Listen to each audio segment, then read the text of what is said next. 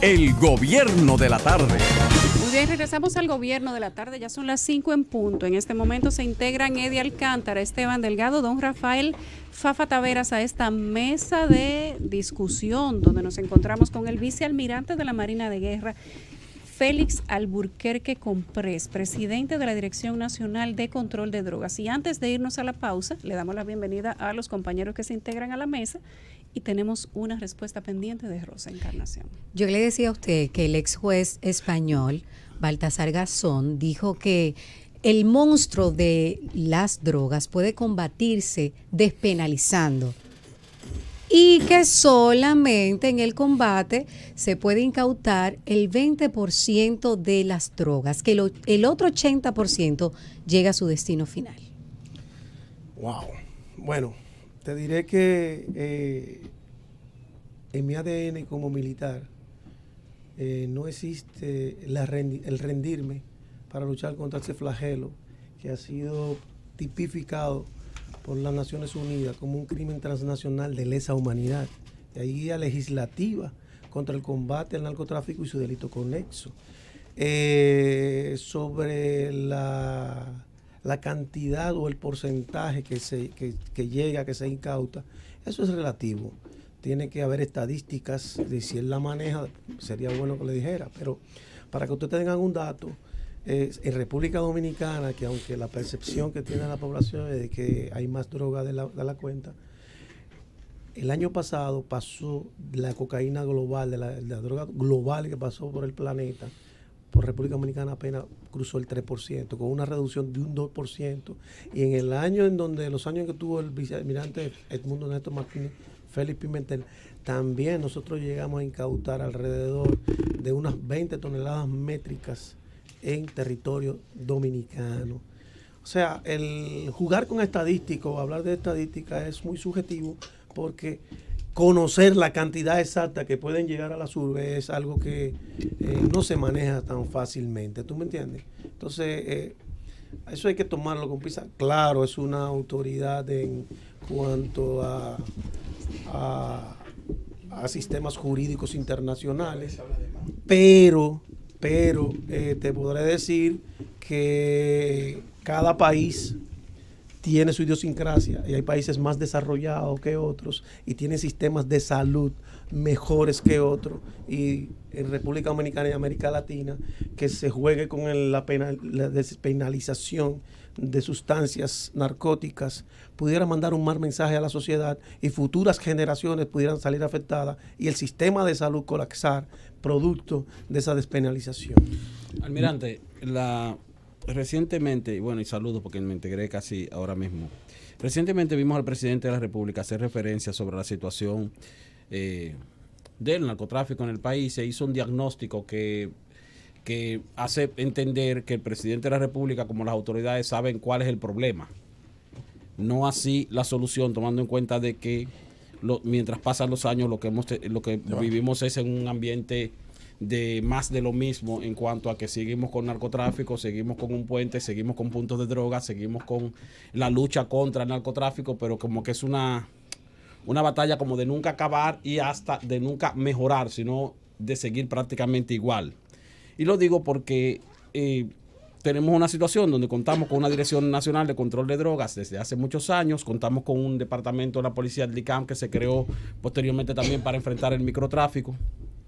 La pregunta, en resumidas cuentas, conociendo el diagnóstico, sabiendo lo que ocurre y sabiendo lo que se ha ido haciendo para enfrentar el narcotráfico y tomando en cuenta que los resultados han sido prácticamente los mismos en los últimos años. No voy a decir que se ha empeorado, pero tampoco se ha mejorado.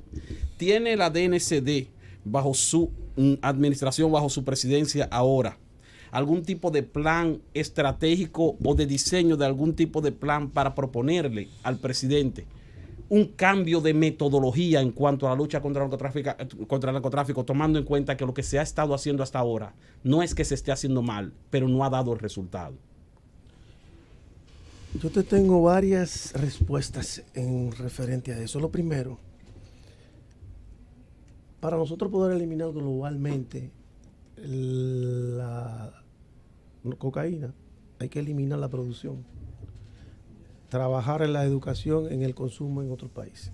República Dominicana no es productora de cocaína ni de ningún tipo de droga. Gracias a Dios. Ahora, es un punto, porque es una isla en donde la posición geoestratégica, hablando en geografía, ha permitido que nosotros estemos, como decía el poeta, en el mismo trayecto del sol y equidistante a otras urbes. Entonces tenemos los puertos multimodales, tenemos los puertos que tocan esos puntos. Sí tenemos una nueva metodología. ¿Cuál es? Simple y llanamente coadyuvar con trabajo en equipo integral, porque en ocasiones se había dado la situación de que se trabajaba aislado el problema del narcotráfico. Ahora no, ahora las agencias de inteligencias como DNI y los servicios de inteligencia de las Fuerzas Armadas, las fuerzas de tarea, DICAN de la Policía Nacional, la DNCD, estamos trabajando en equipo, conjuntamente de la mano, cruzándonos las informaciones y trabajando y coadyuvando en la inteligencia. El fruto ahora mismo, la disminución, por ejemplo, como hablaban ahorita en Baní, fue el trabajo integral de Fuerzas Armadas, Ministerio Público, el DICAN y la DNCD. La metodología también es un programa de orientación comunitaria, coadyuvando y llevando a los barrios con las juntas de vecinos, clubes culturales, el Consejo Nacional de Drogas. Ahora mismo se va a integrar los campos de béisbol, los dirigentes de las ligas mayores para llevar el deporte, para incentivar, para orientar a la ciudadanía para que se alejen de ese flagelo. Otra de las cosas es, como le hablaba, de la captación de los recursos humanos idóneos para ello. Y estamos todos un plan integral. Y sí, el presidente de la República ha dado las instrucciones expresas para nosotros trabajar de la mano y mantener a raya a esos narcotraficantes. Mira, este es un tema de envergadura. Como usted dice, nosotros no producimos droga. Y eso hace entonces que se marque el punto fundamental de atención, que es la introducción en el país de la droga. Y el movimiento desde aquí de la droga. Y eso tiene una ventaja. Los aeropuertos y los puertos son las dos bases fundamentales por las que entran. Y además por el descuido de la frontera de Haití.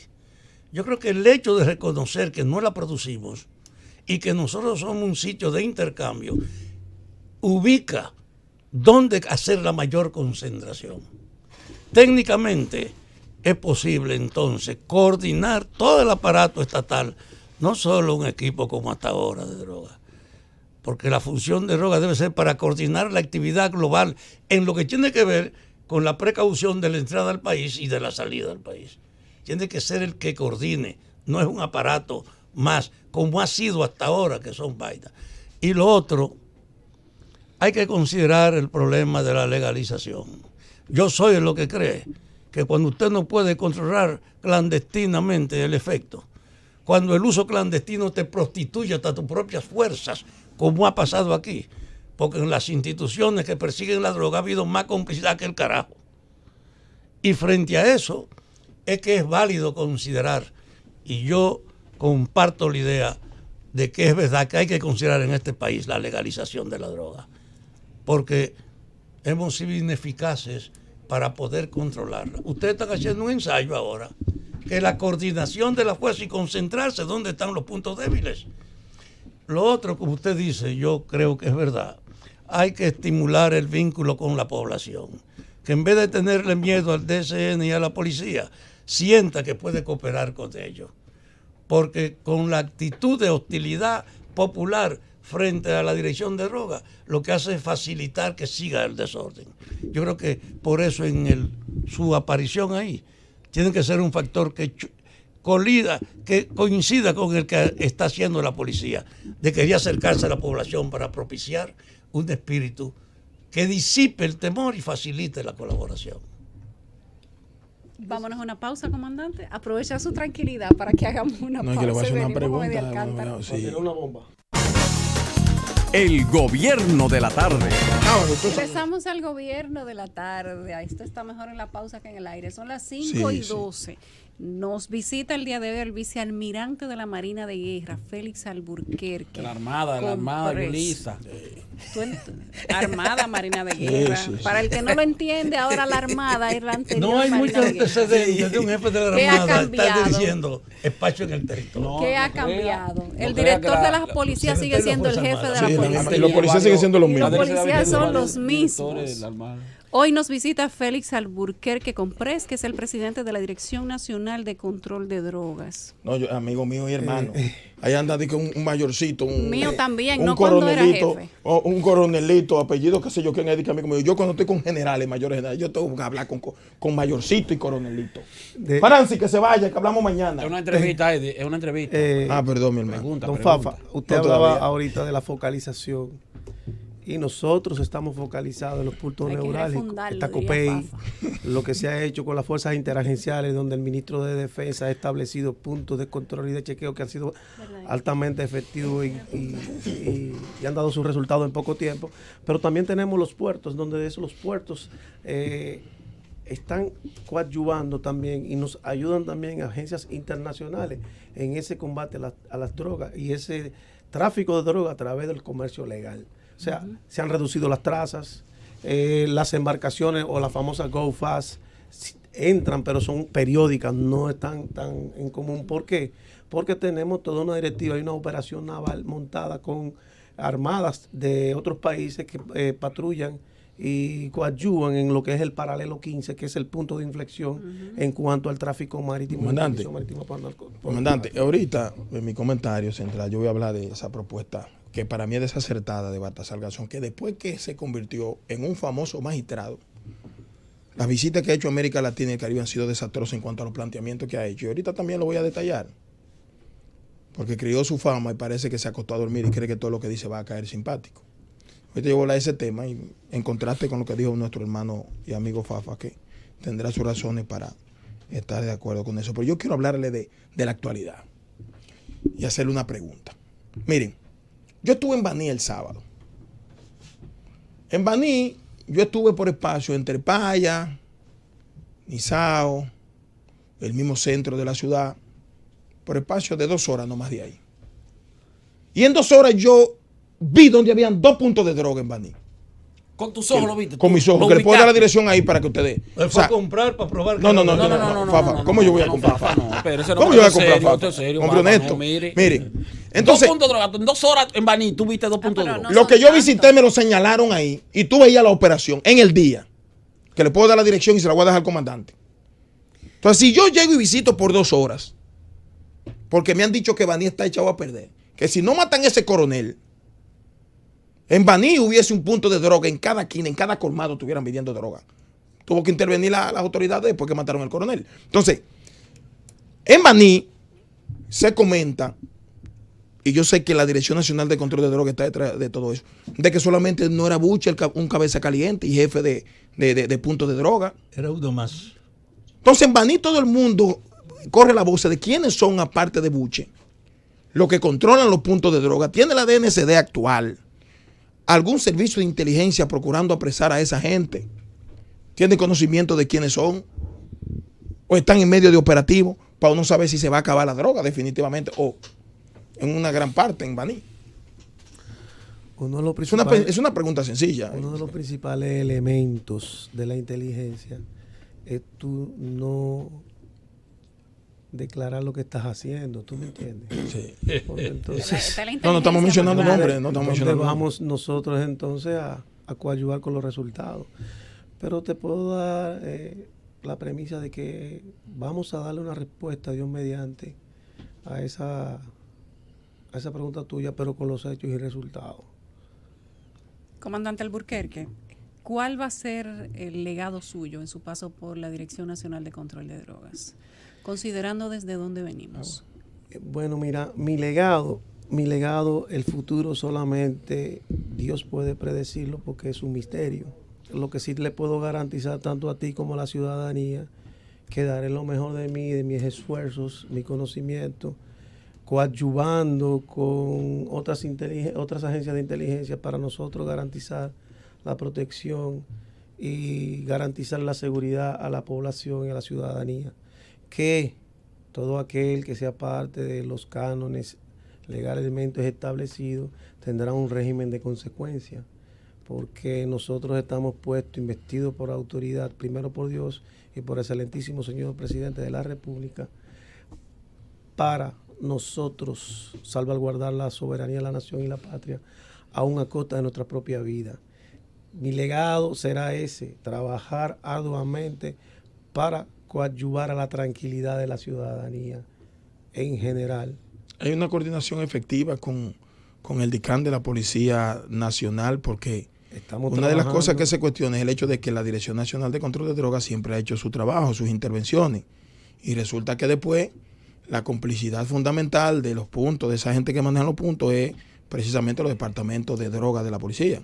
Estamos trabajando estrechamente de la mano con mi amigo y mi hermano, el mayor general Ney Aldrin Bautista Almonte, a quien tuve la ocasión de visitarle en su despacho para nosotros intercambiar impresión, y apenas ayer domingo, en horas de la tarde, también estuve en mi despacho para nosotros hacer las coordinaciones del lugar, que dieron al traste con lo que ustedes han visto en la prensa de unos sicarios boricuas que en conjunto y en equipo apresamos en la noche del domingo. Los relacionados a la muerte del rapero boricua. Eso es así. Que una cosa importante es la colaboración de ustedes con la policía. En más de un caso aparecen compitiendo en competencia. En drogas, sí. Y por eso, en el problema de un delito que es general y que hace a todo el daño, la característica fundamental es un plan integrador de todo el que tiene que ver con eso, que no hemos tenido todavía. Lo tenemos, don Fafa,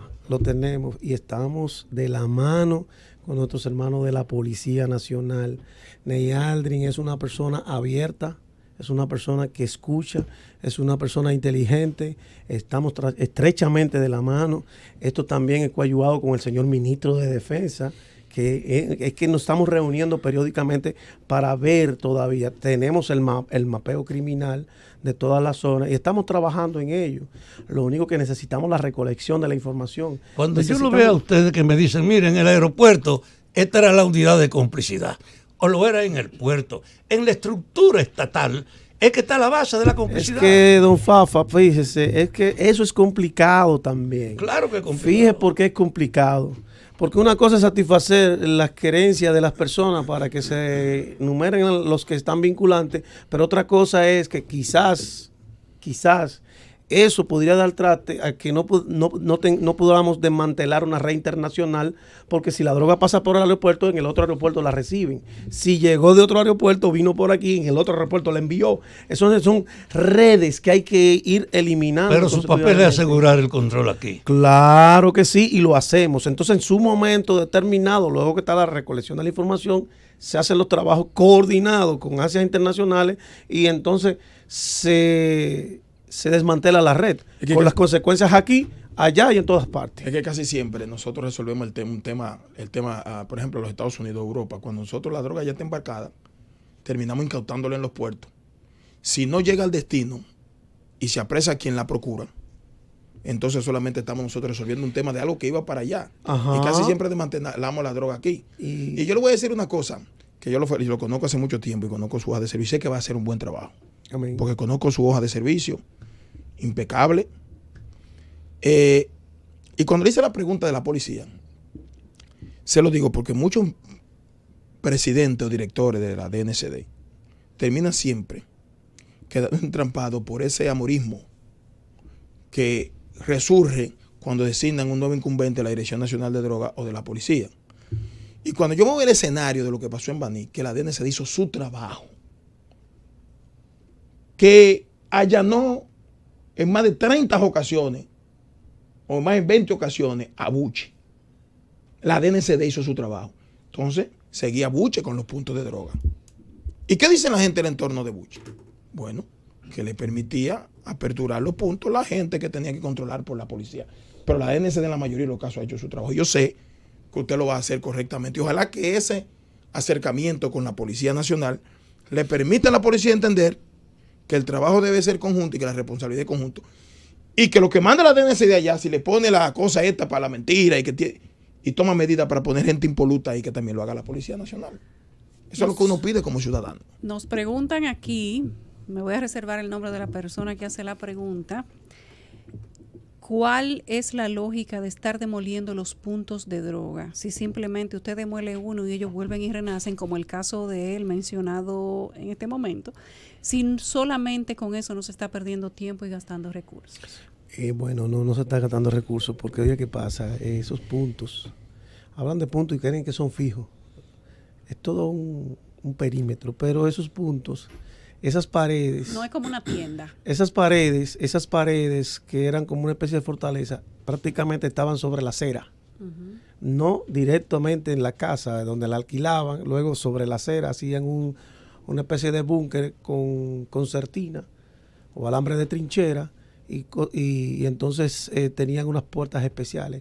Se veía la necesidad de que hay que derribarla porque eso viola lo que es el espacio municipal y también le da la facilidad ¿para qué? Para enfrentar a las fuerzas del orden. No es la lógica, es la racionalidad que hay que hacerlo para que esos puntos no se conviertan en áreas fortificadas. ¿Tú me entiendes? Entonces, a veces, mira, la gente que no sabe o no ha ido, no ha asistido hace lucubraciones a un operativo y juicio de valores. Entonces, una cosa es estar en medio de un operativo y que cuando tú llegas desde una fortaleza fortificada te abran fuego vivo. ¿Tú me entiendes? No, de esta cabina con aire acondicionado y un cafecito es muy fácil. Entonces, hay que estar allí en el lugar de los hechos, pero respetamos las opiniones de cada una de las personas y estamos acá para darle respuesta y para que entiendan que nosotros estamos aquí para servirle como servidores públicos. Ya ha sido suficiente fuego para el general. No, yo quería para que sí, pero tal vez como última parte, porque le voy a decir, por la forma así, pacífica, tranquila, como usted habla. Eso es porque está tomando aquí, en cuenta no le coja a eso voy, tomando en cuenta que se trata de un general que está dirigiendo una institución que lucha contra el narcotráfico. Entonces, escuchándolo así, si yo fuera narcotraficante, si yo tuviera un punto de droga, yo me sentiría como bien. Yo diría, no, esto va a seguir como más o menos igual. Este Tú no general tienes pinta de eso, ¿no? Él tiene un tono y dice como que no es mucha cosa. Me da la impresión, el que lo estaba escuchando, y tal vez los que me están escuchando están pensando más o menos igual que yo, que me están escuchando, me da la impresión de que estaría pensando, si yo fuera o tuviera un punto de droga, creo que el asunto va a seguir igual. Ese general se le ve que no es un tipo que va a agarrar y a arrollar y a enfrentar de verdad o a poner a temblar a los narcotraficantes de este país. ¿Qué usted opina sobre eso? No, yo simple y llanamente estoy para cumplir la ley. En el libro de Colosenses habla de que nosotros estamos puestos por autoridad para castigar a aquel que hace lo malo y que no en vano llevamos la espada vengadora de justicia para aplicarle esa vara de justicia y la espada de justicia a aquel que infringe la ley en contra de sus prójimos. Simple y llanamente hacer lo que establece y lo que está dentro del marco jurídico, respetando los derechos humanos, pero siendo enérgico. No hay que tampoco hacer muchos alardes ni emotividades, sino aplicar la ley conforme a las dimensiones de las situaciones que se presentan. Y el manual de operaciones de la DNCD, que eso no necesita discusión. Eso no hay discusión alguna. Tú y yo alguna. general hablando con esa calma, soy un general de la Armada. Mira, tenle más miedo a un general que tú oyes con esa calma que a uno que tú oyes con a esa respuesta que le ha dado. Ahora, Bajititico. Sí, como esa calma. Hasta yo tengo rato revisándome los bolsillos por si alguien me echó algo en los bolsillos. La pierna, los pies. sí, pero Esa respuesta bajititica, así, en tono tan bajito así. Si yo tuviera un punto de droga, yo estuviera un almirante, un general de 2 estrellas, eso está fuerte. Eso lo hace una gente que tiene yo quiero control de todo lo que insistir tiene. antes que terminemos esta entrevista en un aspecto. No producimos nosotros las drogas. Y este es un mercado limitado a pesar de la distribución masiva que tiene. El mérito aquí es el tránsito. Y el tránsito no se puede realizar sin la complicidad de las propias instituciones oficiales. Don Fafa, Aquí no hay aeropuerto que tú no puedas controlar. Don Fafa, usted se está enfocando en un aspecto que es el aeropuerto. Déjeme darle un dato para que usted sepa.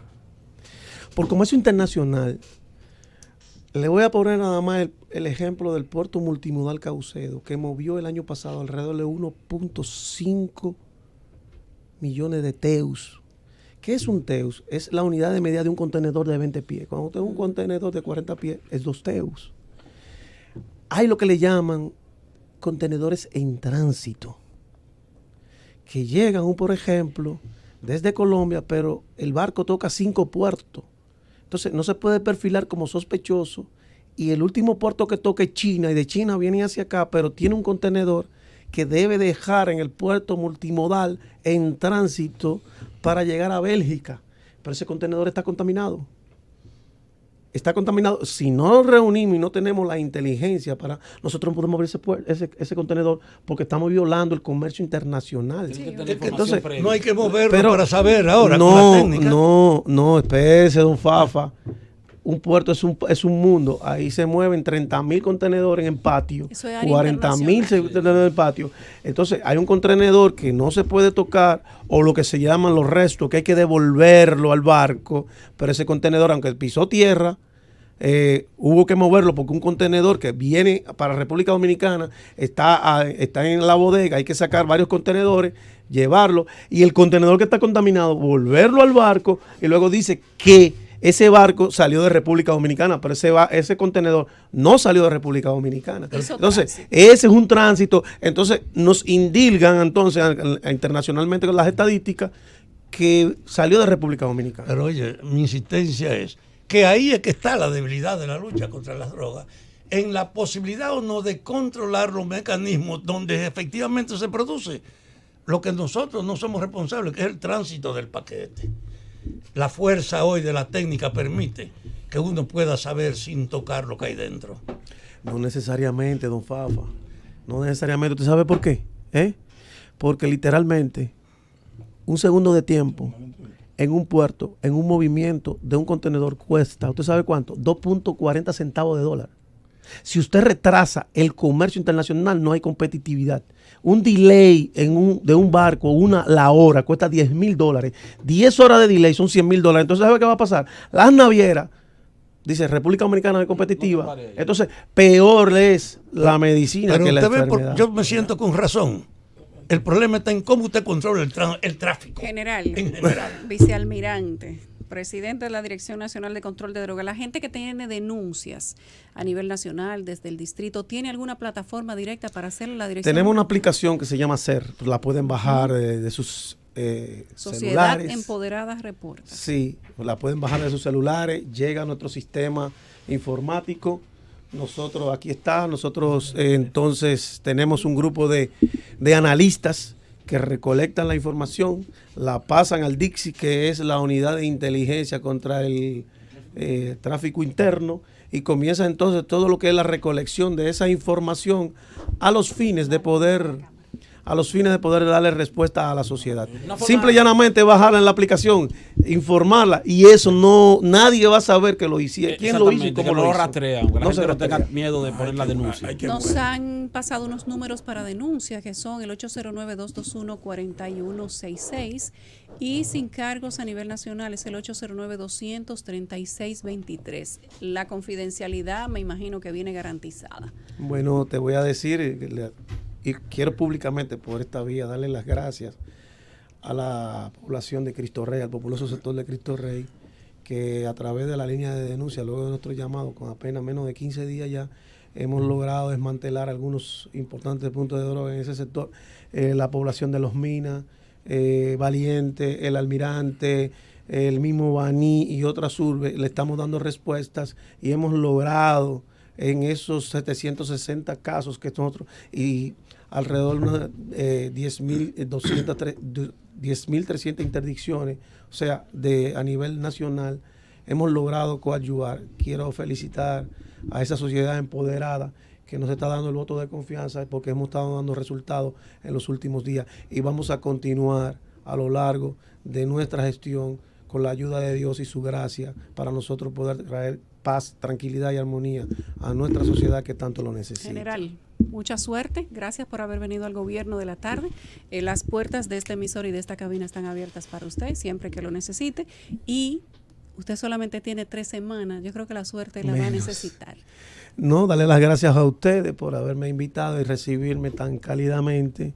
y darme la oportunidad de poder conectarme con la sociedad dominicana y en el exterior. Así que Dios me le bendiga y pasen muy buenas tardes. Gracias a usted, gracias a Iván Matos, que es nuestro relacionador interinstitucional, Carlos Dever. militar, Carlos a Dever, Carlos relacionador Devers. público, eficientísimo. El relacionista estrella. ¿Qué de la diferencia RNCD. ese relacionador público No, al no. de la Francis, al de la- vámonos, por favor, Francis. gracias. El gobierno de la tarde.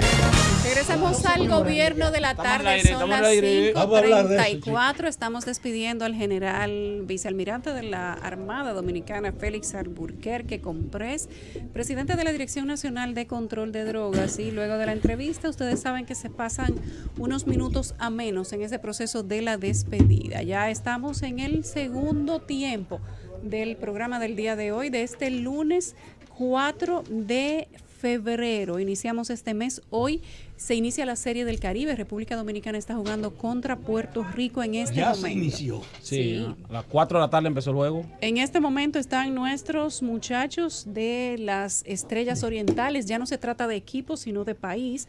Están jugando contra Puerto Rico y nos dicen que ha habido una jugada que se está revisando en la primera base. Bueno, que Dios nos agarre confesado. Es la primera vez que el equipo de las Estrellas Orientales van a una Serie del Caribe. Sí, sí. Y cuando las Estrellas Orientales ganaron la última vez, el único que estaba vivo era Fafa Tavera, del grupo que estamos aquí. Mira, vamos a esperar. Llévalo al paso, Pero es Esteban. verdad. Llévalo al Es paso. verdad. Oye, en el cuarto vídeo estamos dando 2-1 y con la base llena. Así En el cuarto es. inning, sí, porque ganamos. Hay una jugada que se está revisando. ¿Y qué pasó con quienes editaron? Yo creo que tiene que haber, donde tienen que estar revisando, están revisando una jugada, tú me dijiste, Yulis. Sí. Donde tienen que estar revisando es en el departamento de edición del Palacio. Porque tú sabes que ese video de la visita de Danilo Medina, Ay, mi madre. Fafa, Freddy. no fue un video ni aficionado, ni un video. La edición de la cosa, de lo que hizo Danilo Medina con Olgo Fernández, que llevó calculado los días y todo que faltaban y cuando caía. La pregunta es por qué Danilo se concentra en otro cuando no hace con nadie más de su personal. No, porque lo hace, tú sabes bien, eso es Él planificado. hace eso en cada visita. Eso es planificado, que lleva el día y la fecha y cuando cae, toda esa cosa. Porque tú sabes que no hay prensa. Ahí lo que se distribuye a los medios de comunicación es lo que graba la prensa de Palacio. Bueno, voy a Entonces hubo una situación ahí con el ministro administrativo de la presidencia que debieron editar eso. Pero entonces sacar ese chin ahí, entonces sacaba lo más importante que quería que sacara la presidencia de Danilo Medina. O sea, nadie puede creer que esa posición, ese planteamiento del presidente de la República. Pero entonces Peralta tiene que fusilar al que grabó ese video. Claro. Peralta. Sí, ¿Pero por qué Peralta? porque hay un corte donde Sí. Y yo pensaba que ese Peralta tipo de quedó cosas. mal parado. una en ese mala video. práctica. Sí, una mala- y yo pensaba que ese tipo de cosas ya estaba erradicada en la República Dominicana. Sí, para mí ya eso no existía porque ya la gente tiene algunos mecanismos de no permitir que esas cosas se incrusten ahí. Pero Ay, no. no pero digan está muy eso. feo ese video. Retiren ese video si pueden retirarlo para que se me borre a mí y se le borre a todo el que lo Ay, grabó. No. Pero ese video lo señores, distribuyó la respeten. presidencia. Por eso mismo. ¿Tú no has visto qué es lo que es? No, yo no he visto. Ah, pues ven que te lo voy a sé, enseñar. No he visto nada. ¿Tú lo tienes? No, yo no puedo creer que tú tengas ese video. ¿Eh? No puedo creer. ¿Cómo que si lo tengo editado y todo? Aquí está. Ah, no. Pero lo están matando al Hay pobre. maldad. Se ha vuelto viral ese video, ¿verdad? Se ha vuelto viral. Ya creo que cuando lo grabaron en su momento no esperaban que sacaran ese corte o quien lo grabó no se dio cuenta. Pero, señores, somos humanos y todo el mundo sabe pero cuáles son las espérate, prácticas me lo que están tienen me lo están borrando algunos aquí. hombres y al que le pica, ¿cuál es el problema? Porque también están como que están haciendo demasiado Mira, pero, malabares con eso. Mira, dime una cosa. Como si nadie supiera lo que era que pasaba. Mira, lo están borrando, sí, porque yo lo grabé y se me borró. Dígame, Esteban. ¿Qué ha pasado con la marcha verde? La marcha verde como que se desintegró, como que se desapareció, no se siente. La ¿En marcha serio? verde. La marcha verde, el movimiento marcha verde. Bueno, dicen sus organizadores que están organizándose nuevamente y que próximamente van a dar su agenda de actividades, pero vi que Pero yo veo- una yo lo que cantidad veo de no los es- jóvenes un que grupo salió con bien participaban en la común, Marcha Verde, sí, salieron exactamente, con movimiento político formaron un aparte. movimiento Pero la verdad, que se llama Bien Antes de Común. eso se había formado otro movimiento de que ¿cómo se llama? La coalición democrática por la reestructuración del Estado. Salieron Ah, ese ahí no unas lo- Mira, lo figuras. cierto es, Y En ese de la noviembre Marcha del año Verde. pasado, eso también lo la gente cierto es apoyaba que la marcha verde Eso como que se diluyó. Fue un movimiento Pero la Marcha social Verde dio sus resultados. que surgió Dio su para resultado, pero se diluyó. llamar la atención del gobierno con relación a los actos de impunidad y corrupción. Claro, específicamente Se de fortaleció y en estos momentos, por más que quieran decir, está diluida. Porque un grupo se fue a hacer política en partidos políticos de izquierda, de Sí, derecha, de sí, centro, todo lo sí, demás. sí. Otro grupo ha formado movimientos para participar en las elecciones. derechos. Otros están asumiendo Otros se candidaturas. aparecen 5, 6 o 7 a protestar en un sitio. Lo cierto es que si Marcha Verde convoca hoy, y debo decir que yo respaldé siempre a Marcha Verde, y la respaldo de nuevo si No, sube. y creo que un movimiento. Pero era yo un creo que movimiento cumplió su positivo, cometido. Un movimiento positivo porque era un movimiento que estaba poniendo precisamente al gobierno a ubicarse. Sí. Sin embargo, se diluyó. Se diluyó. Y yo creo que si hubo acciones, aunque no muy correctas ni completas, con el caso de corrupción que tiene que ver con Odebrecht, fue también porque la presión que ejerció El movimiento. el movimiento Sí. Marcha Verde también fue importante, aunque debieron estar lo que verdaderamente, o todo lo que ciertamente tenían algún tipo de complicidad con el hecho. Pero ahora mismo no pueden decir que el movimiento Marcha Verde se va a reagrupar porque no es verdad. Estamos en un año preelectoral. Y están Y todo el mundo está buscando sí, cómo buscando lado político. Claro, lado porque ellos político. entienden que al no convertirse en partido político, que era un error si lo hacían, porque ahí había un arcoíris arcoíris, sí. de todo el mundo, de religioso, de partido este, de partido lo otro. Pues sencillamente ahora ellos entienden que cualquier transformación que quieran producir en la sociedad dominicana, los principales actores tiene que ser desde partido político. Sí quedan remanentes de personas, reitero, que van a los lugares donde hay algún acontecimiento importante para hacer algún tipo de llamado o de reclamo. Pero es difícil que hoy convocan y pueda Marcha Verde poder realizar una manifestación a los niveles que lo hizo. La última, la primera y otras que se hicieron en el transcurso de año y 8 meses más o menos, pero cumplió su cometido. Miren, yo quisiera, Yulisa, porque quiero dejar para mi comentario central el tema de Venezuela por algo que tiene que ver con la República Dominicana. Pero esta propuesta, y ya que se fue el presidente de la Dirección Nacional de Control de Drogas, de Baltasar Garzón, de que se despenaliza el consumo, es una de las propuestas tan absurda como la que ha hecho Baltasar Garzón cuando visita países de América Latina, que sin conocer la nomenclatura del esquema que hay formado para tratar de combatir algún delito específico, vayan a ver lo que habló en Colombia antes del acuerdo de paz con las Fuerzas Armadas Revolucionarias. Bueno, pero él puede proponerlo en España, por ejemplo. Donde que lo propone. No, pero él viene de estos países que él entiende que son bananeros. Donde algunos derivados son de consumo masivo, pero las drogas no están en sí mismas despenalizadas. Yo creo que esa pudiera ser una discusión efectiva para España. Y la excusa no puede ser. No le hace mucho Y la caso a excusa, España, oye, y la excusa no puede ser. No le hace mucho caso. No, ya lo desacredita, está desacreditado. La excusa no puede ser que nosotros hemos perdido la lucha en el combate contra las drogas, porque entonces vamos a legalizar la corrupción, vamos a legalizar la violación, los feminicidios y toda la vaina. Eso es una excusa barata. Y el que quiera que legalicen una droga en un país de América Latina, que vaya a proponerla primero a su país, donde ni siquiera se atreve a hablar Baltasar Garzón de una cosa como esa. Es un absurdo para un país como este. El gobierno de la tarde. Regresamos al gobierno de la tarde, son las 5:45 de este 4 de febrero. Este es el mes de San Valentín, me escriben por aquí, que si ustedes están conscientes, a propósito de que aquí hay 4 varones. ¿De San Valentín? Te escriben tus fans. Es a ti. A mí. Es a ti que te están escribiendo. La visita del presidente a la central termoeléctrica Punta Catalina fue una visita sorpresa. Sorpresa. Sí, esa fue sorpresa. ¿Sorpresa para quién? No, esa fue sorpresa. Si tú lo dices que yo te voy a creer porque tú eres mi hermano. No, eso fue sorpresa. No, yo no te estoy creyendo a ti, no estoy creyendo la visita, te creo a ti. Fue a ver cómo está el proyecto, pasó, no tenía previsto ir directamente para allá, eso no estaba planificado, sino que él fue porque él quería ver, o como él rutinariamente va a la central termoeléctrica de Punta Catalina. Esta vez fue una visita, se puede decir que sorpresa, pues llegó a ver en qué está eso.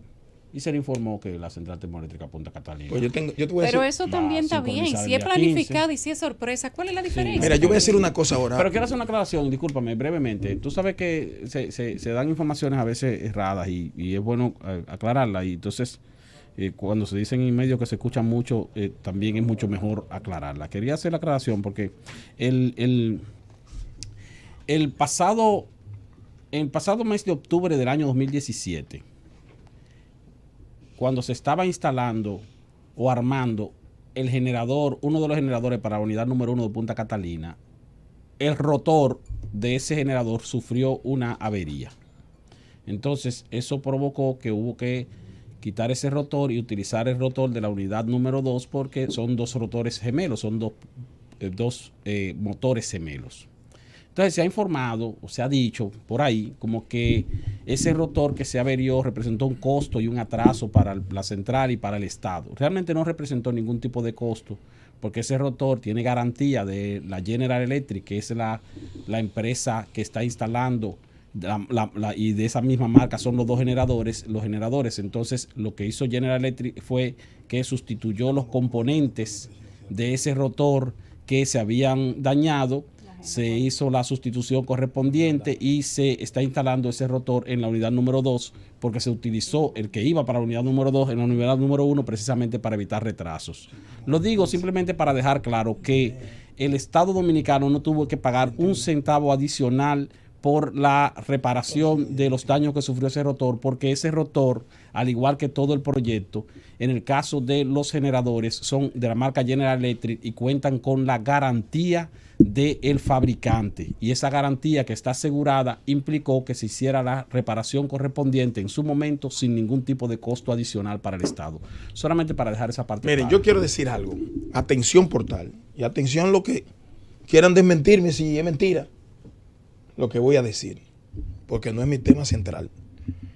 Mi tema va a versar en la situación actualmente de Venezuela, recientemente calientita, con unos datos inéditos que el portal se dará eco también de eso. Miren, yo recibí la información el viernes de una fuente muy confiable del sector de Danilo Medina. Oigan bien lo que estoy diciendo. Ahora es de una fuente de Danilo. No, que yo tengo fuente por Él todos siempre lados. tiene fuente de Leonel. Vamos a ver. Yo tengo fuente hasta en el Partido Comunista. Dale para A adelante. ti es que no te llamo para Dale decirte para nada. adelante. Fuente confiable. Hasta en el Partido Comunista Fuente de Israel confiable tengo de yo, Danilo tengo yo Medina. fuente. Dale para allá. Me informaron que Danilo Medina reunió su equipo más cercano. No Leonel, sino Danilo. Danilo Medina. Es más, solamente no me lo dijeron a mí. Es una fuente de Oye, no, Danilo. solamente no me lo dijeron a mí. Pero también, pero continúa, di. Se lo dijo otra fuente al hermano José Luis Mendoza también. Pero, no, está bien, pero confiamos en tu fuente. Espérate, Ahora da el dato. Suelta Di el el dato. Suelta el dato. Espérate, Sí. espérate, tranquilito. No coman ansias. Tranquilito. No sé por qué ya está, me tiene nervioso. Que te bajo la aplicación que me dijo el comandante aquí, te meto en un caño. Mira, No, buena idea esa la aplicación. mira. Sí. Danilo Medina le certificó a su equipo más cercano que no va a reformar la Constitución en procura de una repostulación. Oh. Pero, Que no se va a aventurar a una reforma constitucional procurando una nueva repostulación. Al efecto, se le preguntó sobre el transitorio para que no quede inhabilitado de por vida políticamente y señalaron algunos que eso sí había que tocarlo, pero que el presidente Danilo Medina en esa reunión le dijo a su equipo político: es una información que tengo. Si es mentira, pueden llamar y decirlo. Pero esa información es vieja. No, perdón. El viernes no es vieja. Ah, pues tú la dijiste el viernes cuando nos fuimos. Eso lo dijo. Ah, bueno, pues está bien. Eso lo dijo. No, eso lo he dicho yo aquí. Jiménez. No, eso lo he dicho yo aquí. Felucho Jiménez dijo: el presidente No. me autorizó Óigame. y me designó vocero de él para que le diga al país que él no se va a repostular. ¿Tú no te acuerdas de eso, Yulisa?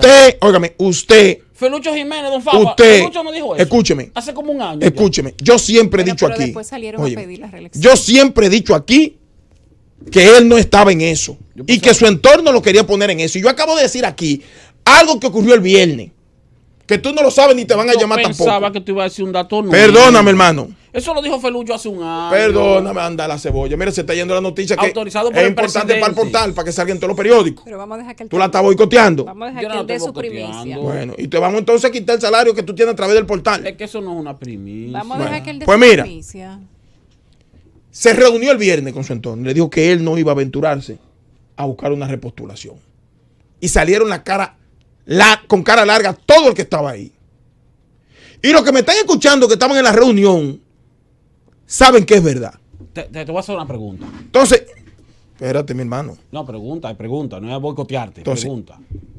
Esa información fue recibida calientita. Es más, había que soplarla para que no te quemara las manos y te quemara tampoco, para tú poder digerirla ni ponerte. Calientita acabando de ocurrir el acontecimiento. Y yo lo digo porque quien me lo dijo, para mí merece mucha credibilidad de ese entorno. Y si alguien tiene algo diferente, puede llamar aquí y decir, no, que yo entonces voy a llamar y voy a decir, no es verdad. Ahora, esa información la dieron el viernes, certificando lo que nosotros habíamos dicho anteriormente, que Danilo Medina no se iba a poner en eso. Quiere decir que el PLD no se va a dividir entonces, porque él no se va a ir en febrero. Pero la única opción que tiene el presidente para reelegirse es la modificación constitucional. Sí. No. Para reelegirse, Danilo Medina sí. ¿Cuál es otra? Tienen que modificar la constitución. La que dice el amigo y hermano Curi. Eso no es posible. Bueno, eso no dice, tiene lógica. Declarar inconstitucional el No, eso no tiene lógica ni La tampoco. inscripción de la candidatura Pero a ha la Junta Central encontrado Electoral y que abogados. se derive al Tribunal Superior. No es que no pueden tampoco. Oye, Porque es que la prohibición de la Constitución de la República al accionar de un elemento determinado, dígase, ese articulado que taxativamente está para quien ostenta la calidad de presidente, no para Danilo. Te voy a hacer una pregunta. Eso es como cuando un guardia no puede ir a las urnas, no puede votar. Pero déjame preguntarte algo. Y si a Danilo se le dice que le están violentando un derecho porque no le permiten elegir y ser elegido igual que todos los dominicanos, entonces esa sentencia debe contener el levantamiento de la prohibición de los guardias, de los policías, de que no pueden elegir y ser elegidos. Lo que dice Julio, Es la condición que tiene la lo prohibición. que dice Julio, y creo que para discusión es una teoría interesante. Es debatible. Y claro, independientemente de que tenga acogida o no, es que a pesar de que el magistrado José Alejandro Vargas, que es un letrado en la materia, un maestro, dice que en eso no se contempla la retroactividad de la ley. Pero lo que Julio plantea es que sí se viola un derecho porque solamente se le está prohibiendo al presidente Danilo Medina, que ahí solamente falta que diga su nombre, pero no incluye a los demás expresidentes. De hecho, si Francis tiene el número ahí, Francis, dale una llamadita a Julio porque sería súper interesante escuchar el planteamiento de su propia También. voz, Mira, porque él lo esboza de una Te quería manera preguntar, magistral. sobre preguntarle, tú me puedes contestar sí o no y me puedes ir contestando sí o no. El entorno del presidente se reunió el viernes para hablar sobre ese tema. Pregunta, La información me la llega el viernes. Sí, pero tú solamente di sí o no, ¿no crees? José Ramón Peralta estaba ahí. Yo no tengo que decirte No, eso. pero di sí o no. No, yo no tengo que Di que decirte eso. No, yo no tengo que Di decirte eso. sí. No, yo no tengo que decirte César eso. Prieto estaba ahí. Yo no tengo que decirte eso. La pregunta, No, Rubén el- Bichara estaba ahí. Oye, que la Gustavo Montalvo estaba el ahí. Tú puedes estar seguro que estaban todos. No me digas que estaban todos. Ah, Dime, bueno. porque tú No, dijiste yo el entorno tengo que del decirte presidente. nada. El entorno del presidente, ¿cuál entorno? Pero averígualo Pero tú. calma, que Óyeme. después de las Averígualo tú. elecciones Ahora, seguiremos déjeme con decirle el al tema. presidente. déjeme decirle, Mira, yo lo que estoy diciendo es irrefutable. Carlito Pared estaba ahí. déjame decirle un secreto a ustedes. Simón dos. Lizardo estaba ahí. Oye, él dice que estaba en el entorno del presidente. Miriam Cabral. Ya. Ya, Francis. El gobierno de la tarde. Bien, son las 5:57 de la tarde de este lunes, iniciando una semana, primer juego del equipo dominicano en la Serie del Caribe en Puerto Rico. Nos dicen que nos está yendo muy bien, don Fafa, usted que le está dando seguimiento Así minuto a minuto es. al juego, que hace solo unos minutos estábamos con las bases llenas y esperando Y ganando un 2-1. hit o una carrera y 2-1 arriba República Dominicana. Este es el primer juego de la Serie del Caribe de las Estrellas Orientales, pero ya de manera muy específica no se trata de un equipo, sino del país. Hace unos minutos antes de irnos a la pausa, hablábamos de las posibles formas de repostular al presidente Danilo Medina. Eddie Alcántara ha dado una primicia, dice que le dijeron de fuente muy oficial que el presidente dijo junto a sus más cercanos adeptos que él no va a modificar la Constitución para reelegirse. Nuestro amigo querido Julio Curia había planteado una forma diferente de hacerlo y lo hemos llamado. Él ha aceptado nuestra llamada para que él diga, en contraposición con lo que hemos dicho aquí, cuál sería la otra forma. Francis, no tengo la llamada en la línea 11, pero por favor si puedes repetirla. Eddie ha dicho que el presidente Danilo Medina en el Palacio, en su despacho, en compañía de todas las personas, sin mencionar quiénes fueron, que son sus más cercanos colaboradores, ha dicho descartado la modificación constitucional. Todo el mundo sabe lo que eso va a significar para República Dominicana.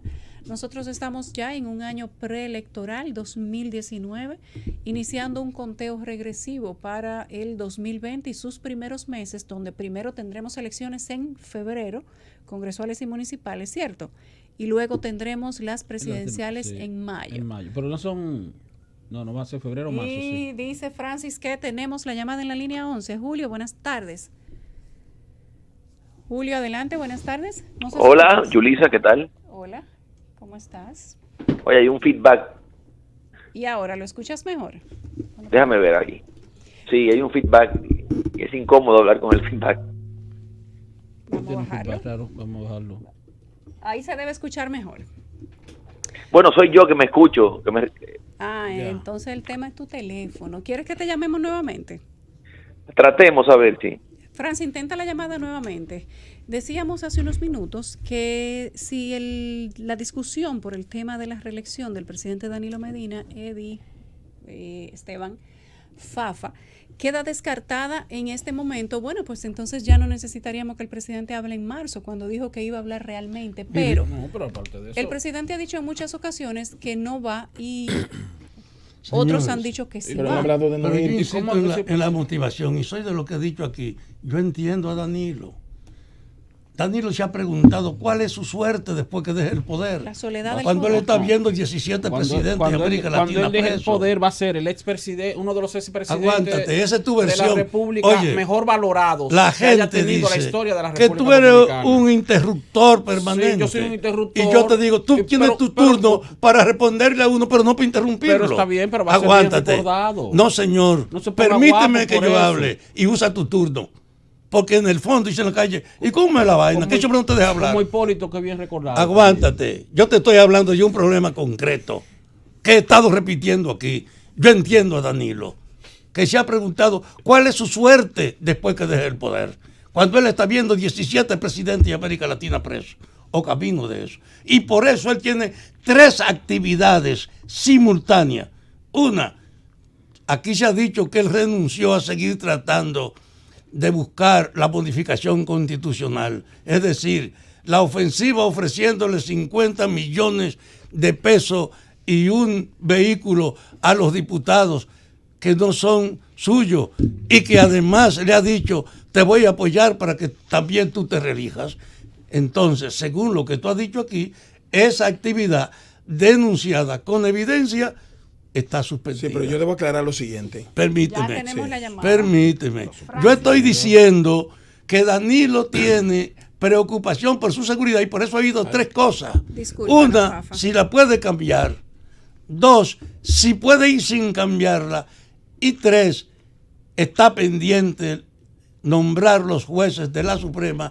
Y yo he estado diciendo, su garantía es tener una estructura en la Suprema de la que él no tenga duda que lo va a proteger. Ya tenemos la No llamada es un de problema Julio tan sencillo. en la línea Hay 11. una realidad muy compleja que obliga al presidente a tratar de ver cómo resuelve la incertidumbre que él no puede obviar hacia el futuro. Tenemos la llamada de nuestro amigo Julio Curi en la línea 11. Julio, ¿nos escuchas mejor ahora? Sí, ahora sí. Excelente. Julio, la noticia que ha dado de Alcántara aquí es que ha recibido de una fuente muy segura que el presidente Medina dijo el viernes en su círculo más cercano que él no iba a tratar de modificar la Constitución para reelegirse.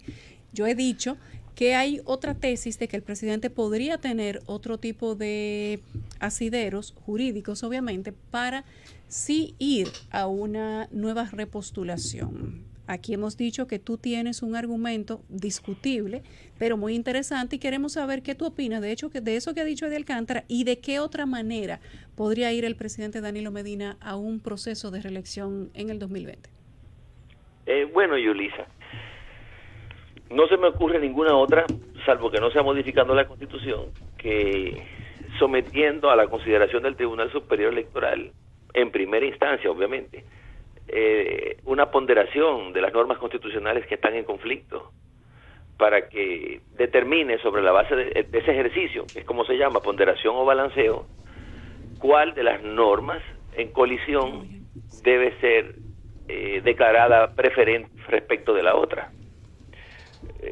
Yo he dicho en programas en los que tú has tenido la oportunidad de entrevistarme que todas las veces que un supuesto de hecho es regulado de forma incompatible por dos normas, hay que, claro, obviamente cuando se trata de conflictos constitucionales, hay que recurrir a la ponderación. Y ustedes me dirán, disposición constitucional colide con el 20º transitorio. No, ninguna colide de frente, porque obviamente que el que se atiene a la solitaria de ese 20º transitorio concluirá irremediablemente que el presidente Medina no puede aspirar en el 2020. Pero resulta que es también titular de todos los derechos fundamentales que conoce esta Constitución. Y entre ellos está el derecho de igualdad, que supone ser tratado igual que sus iguales. Es decir, igual que los que están en una situación de hecho, igual que él, al momento en que la Constitución del 2000 en el 2015. Entonces, ¿quiénes estaban en una situación igual que la de él? Porque el transitorio lo que hace es sancionar con el impedimento de aspirar a la presidencia al presidente por el hecho de repostularse consecutivamente al mismo cargo. Entonces, primero que nada, el constituyente contabilizó un periodo de gobierno que ya se haya configurado al amparo de la Constitución del 2010, que fue su escogencia como presidente en el 2012. El Tribunal Constitucional ha dicho que el constituyente puede retroactuar.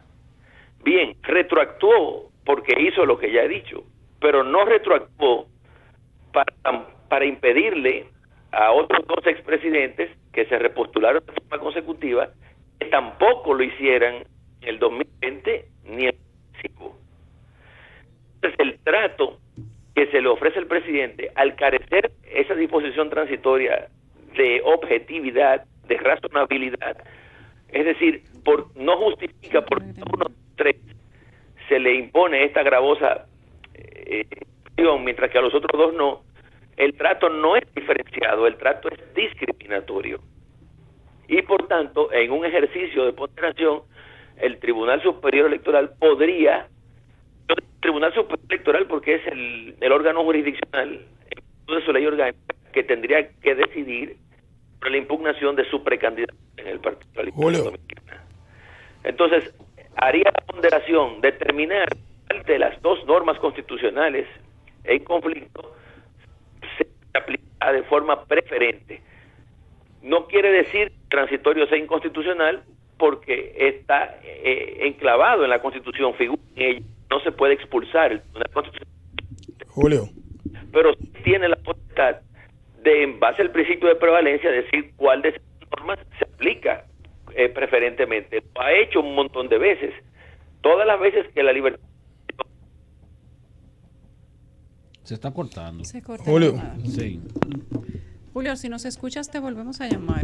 Si se cae la llamada.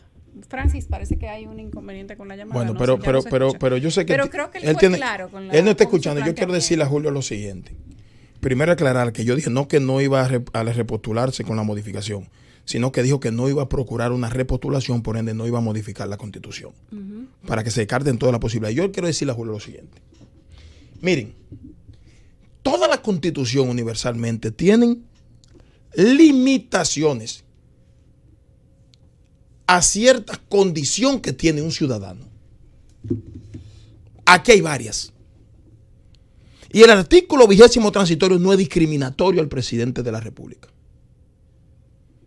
Porque el impedimento establecido en el 20º, por ende colocado por el propio presidente de la República, la limitación es a la condición que tiene el ciudadano Danilo Medina, no a Danilo Medina.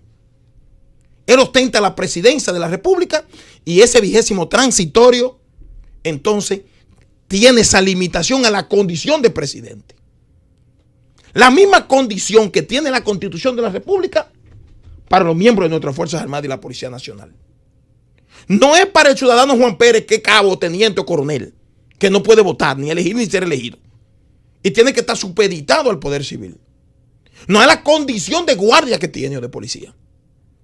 Óigame bien, para que no confundamos. Aquí no hay ningún choque de normativa. Ni ningún choque tampoco es de ningún derecho fundamental, porque no es un derecho fundamental tampoco. Eso entiendo yo. Entonces, la condición del presidente de la República, en el momento en que entró en vigencia esa constitución que es aplicativa de forma inmediata, era el ciudadano Danilo Medina, por ende a su condición se le aplica ese 20º transitorio. Ahí no hay ningún tipo de discriminación, ni tampoco hay una violación a su derecho fundamental ni constitucional. Eso para mí no tiene ningún tipo de y de que él puede inscribir su candidatura para que el Tribunal Electoral, 4 o 5 gente allí que son vulnerables también, puedan decidir que pueden pasarle por encima a la Constitución de la República, que taxativamente en su 20º transitorio le limita al ciudadano Danilo Medina por su condición a que participe. No creo que tampoco sea una decisión que vaya acorde con lo que establece la Constitución de la República. Sería inconstitucional esa decisión. Yo creo que aunque existieran mecanismos mediante los cuales se pudiera habilitar al presidente de la República para buscar una repostulación sin la necesidad de modificar la Constitución, aunque existieran esos mecanismos, al presidente Danilo Medina no le convendría un mecanismo de esa naturaleza. No existen. Porque un mecanismo de esa naturaleza sería un escándalo muchísimo mayor en términos de cómo reaccionaría la sociedad ante una acción de esa naturaleza. ¿Sería más grande que el escándalo de Quirino? No creo. El gobierno de la tarde. Regresamos al gobierno de la tarde. Ya son las 6:12 de este 4 de febrero del 2019. Cortesía de nuestro diario Z Digital, servimos el siguiente boletín informativo. La Policía Dominicana informó este lunes sobre la captura de 4 ciudadanos puertorriqueños y un nacional contra quienes pesaban órdenes de arresto de un tribunal de Puerto Rico por la muerte a tiros del cabecilla de una banda de narcotraficantes y de un cantante urbano de ese país. Un informe preliminar explica que los detenidos son los puertorriqueños Waldemar Febres Sánchez, de 32 años, Edison Merced Olivera, de 32, José Omar Rivera Verdejo, de 24, Fernando Hilario Figueroa, de 30, y el dominicano Rafael Lorenzo Quiampul Peralta, cuya edad no ha sido precisada. Los arrestados son reclamados por un tribunal puertorriqueño por la muerte a tiros de Carlos Giovanni Báez Rosa, alias Tonka, ocurrida el 2 de agosto del año pasado en el sector Cantera de Santurce, en Puerto Rico, según informa la Policía Dominicana en un comunicado. También se les atribuye la muerte por herida de bala en esa misma localidad del cantante urbano Kevin Fred, ocurrida el pasado 10 de enero. Haití continúa padeciendo una seria crisis de electricidad derivada de la escasez de gasolina que se registra desde hace unas semanas y que las autoridades atribuyen a que los pedidos de combustible no han llegado a tiempo al país por segunda vez. Según señala en un comunicado la Compañía Estatal de Electricidad Nacional, EDH, este nuevo retraso se debe a una cuestión de pago y afirma que están trabajando para resolver los problemas de abastecimiento y esperan que el próximo 6 de febrero comience a distribuirse el carburante. La falta de electricidad que la semana pasada generó protestas violentas en las que murieron al menos 4 personas es uno de los últimos problemas a los que se enfrenta el gobierno de Jovenel Moïse, que el año pasado prometió al país que contaría con electricidad 24 horas.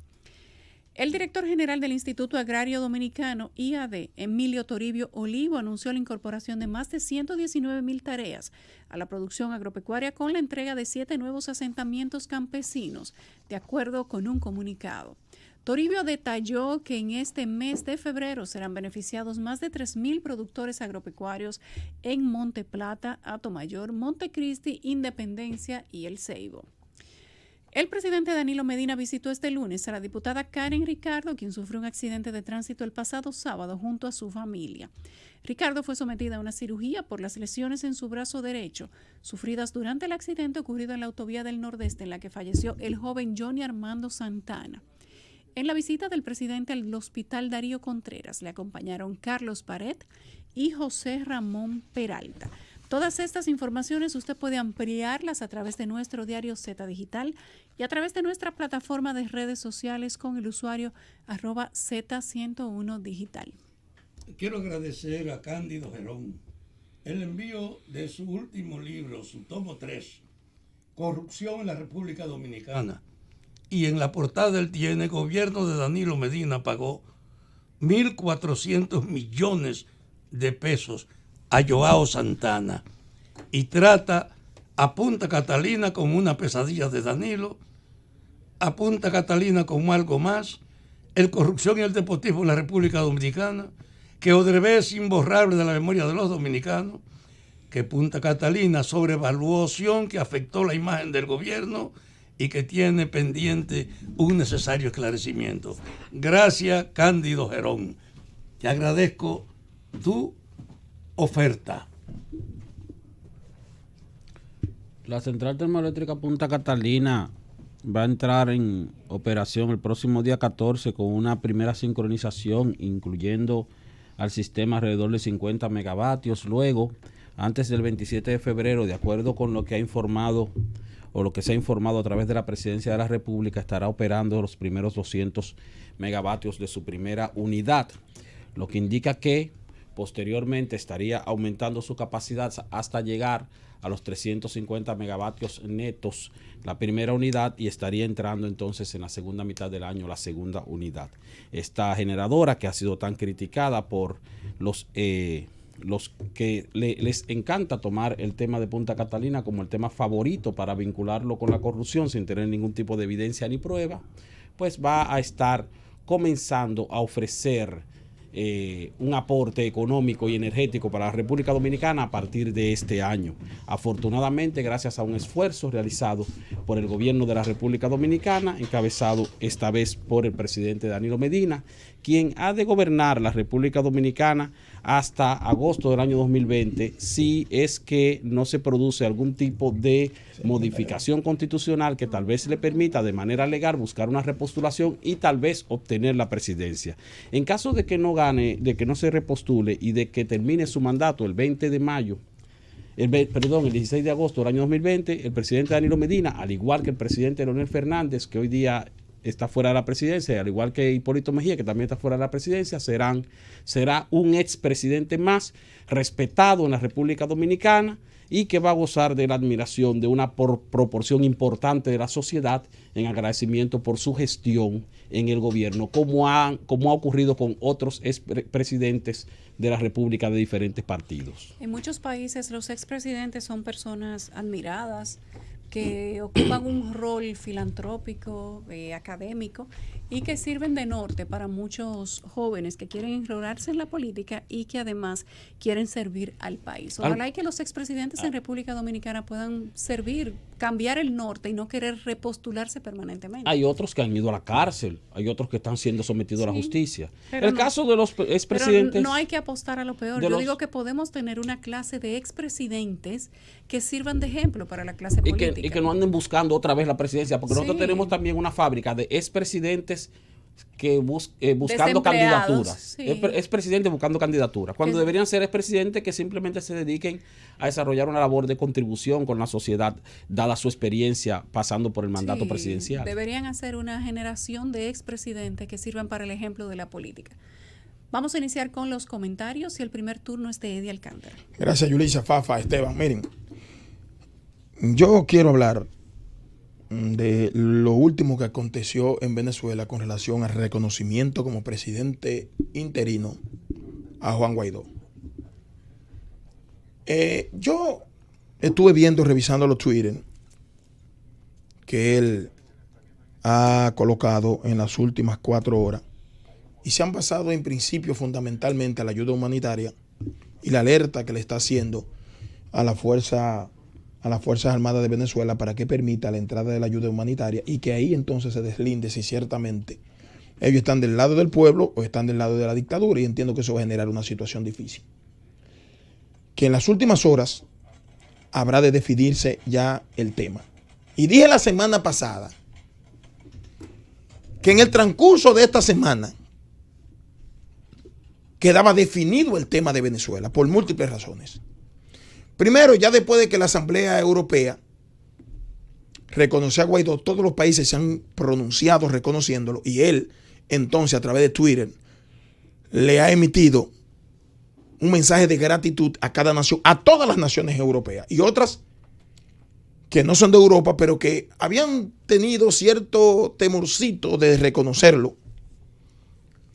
Y ya de manera definitiva, aunque habían firmado el documento de la OEA de que desconocían la legitimidad de Maduro, no menos cierto que si tú no reconoces entonces que el presidente en ejercicio interino es Guaidó, por el vacío de poder que no existe en la Constitución venezolana, entonces sencillamente no lo reconozco legítimo, pero sencillamente no sé quién es el que dirige, porque no es legítimo, pero no es Guaidó el presidente.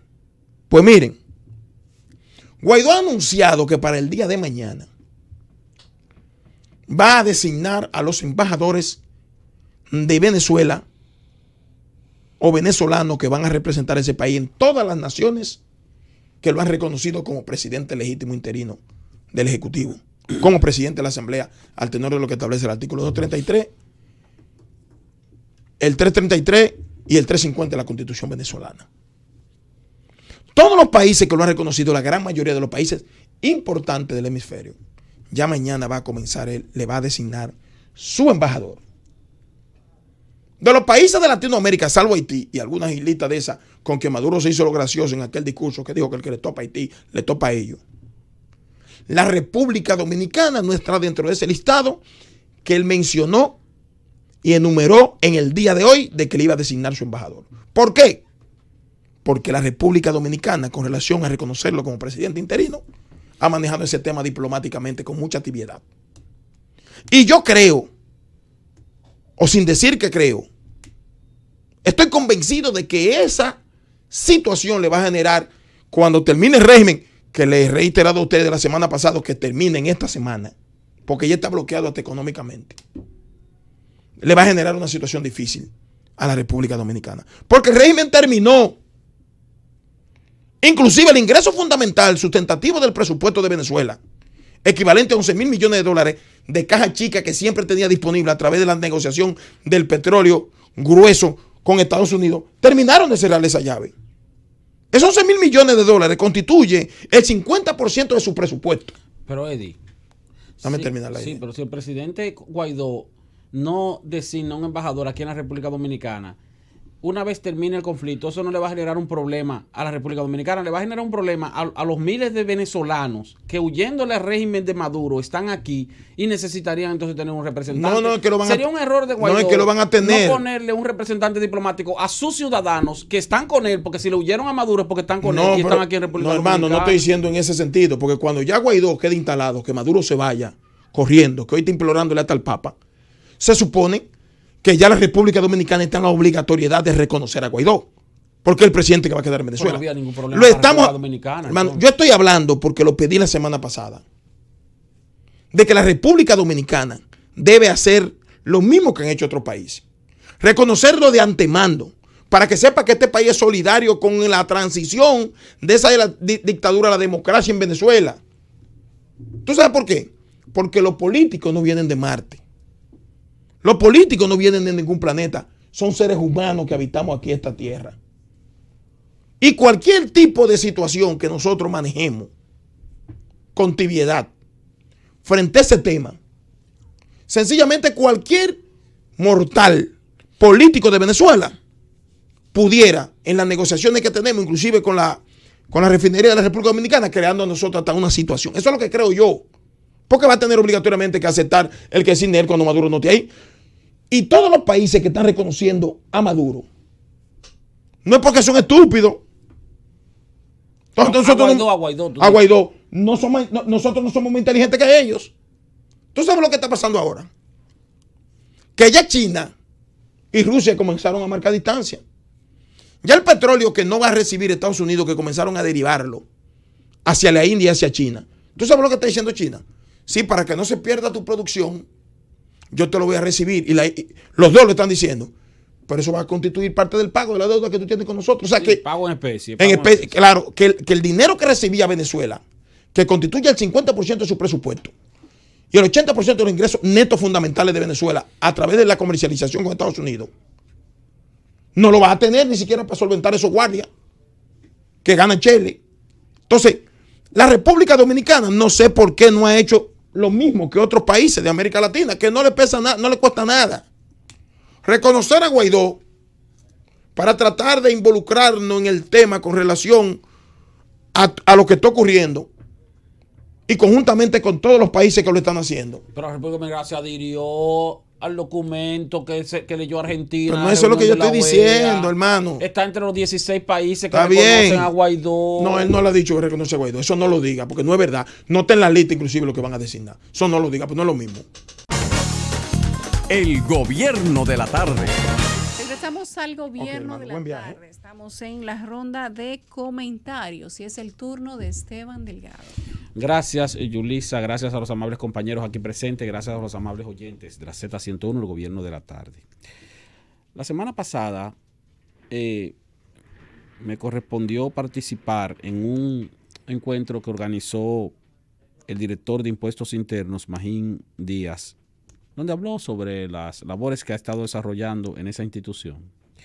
Entonces hizo referencia en un momento de su exposición a una situación que se da en la República Dominicana, que es la que él considera que mayor dificultad genera para hacer una efectiva recaudación de impuestos, principalmente del impuesto sobre la renta, que estaría llamado a ser el impuesto que mayor recursos ha de generar para el fisco y tal vez el impuesto menos regresivo, el impuesto más progresivo en términos de que se trata de un impuesto que pesa sobre los ingresos de las personas y de las empresas. En la medida en que más ganan, pues más pagan, y no precisamente impuestos regresivos como es el caso del ITEVIS, que obliga a pagar a pobres y a ricos en igual proporción, lo cual se torna injusto.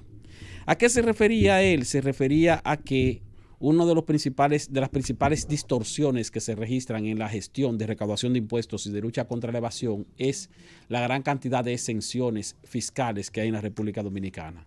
Pero no a la gran cantidad de exenciones fiscales por el monto de esas exenciones. Para que ustedes tengan una idea, en la República Dominicana, para este año, se estima que las exenciones fiscales, lo que se conoce como gasto tributario, que son exoneraciones a determinados sectores, van a alcanzar los 220,000 millones de pesos.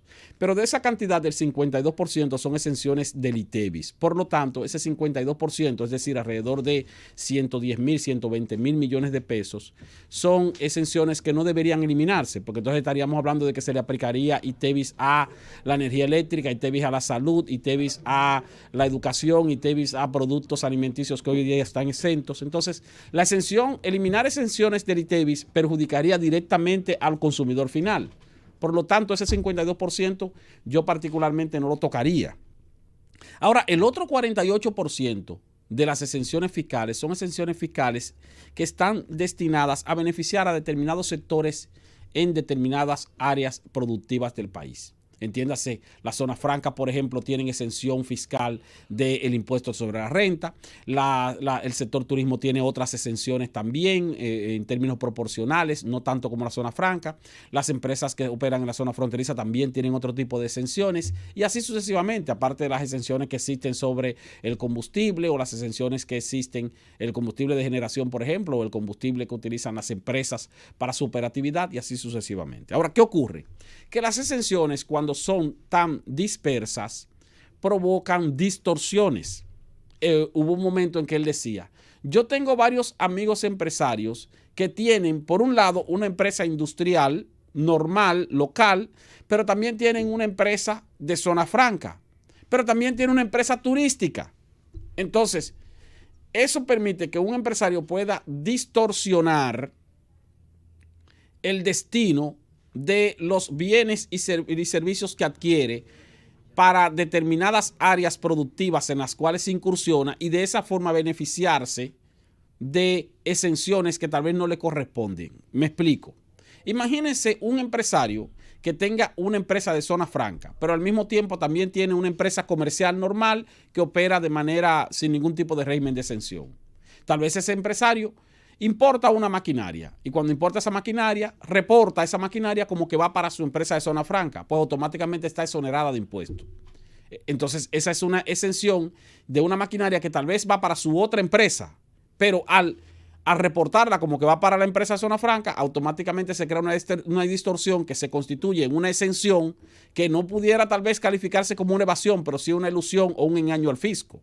Pero aparte de eso, cuando ese empresario importa un vehículo para su uso, el uso de su hogar, para el uso de su esposa, para el uso de su hija que va a la universidad, ese vehículo viene a nombre de la empresa de zona franca y automáticamente viene exonerado del pago de impuestos. ¿Por qué? Porque está dentro de un régimen de exención que se aplica a la empresa de zona franca. Pero entonces también ahí se crea otra distorsión que impide que el fisco cobre el impuesto correspondiente por ese vehículo que, si bien se importó como si fuera para la empresa que está exonerada de impuestos, la realidad es que va para uso particular o para otra empresa que bien no está exonerada de impuestos. Entonces, esa práctica se da con frecuencia. Yo nunca he estado a favor de que se eliminen las exenciones fiscales. Porque eliminar las exenciones fiscales también puede afectar en determinados momentos la competitividad de determinados sectores y más también la competitividad del país como tal. Porque en el caso, por ejemplo, de las zonas francas gozan en la República Dominicana de las mismas exenciones fiscales que gozan las zonas francas en otros países que compiten con nosotros, entiéndase los países de Centroamérica. Si nosotros les eliminamos las exenciones, entonces puede ser que se decidan trasladarse a esos países y entonces eso afectaría la competitividad no del sector de zona franca, sino del país como tal. Ahora, yo sí creo que las exenciones a sectores productivos específicos deben ser debidamente reguladas. ¿Y quién está encargado de regular y dar seguimiento a las exenciones que se les ofrecen a determinadas empresas? Vuelvo y sigo con el tema de la zona franca, porque es uno de los temas más visibles.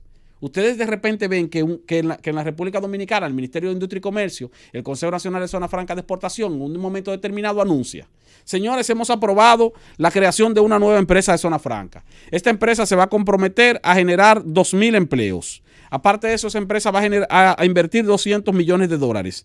Y en un periodo de 5 años va a estar exportando 1.500 millones de dólares en bienes todos los años. Muy bien, entonces esa empresa de zona franca se instala y recibe 5 años de exención fiscal.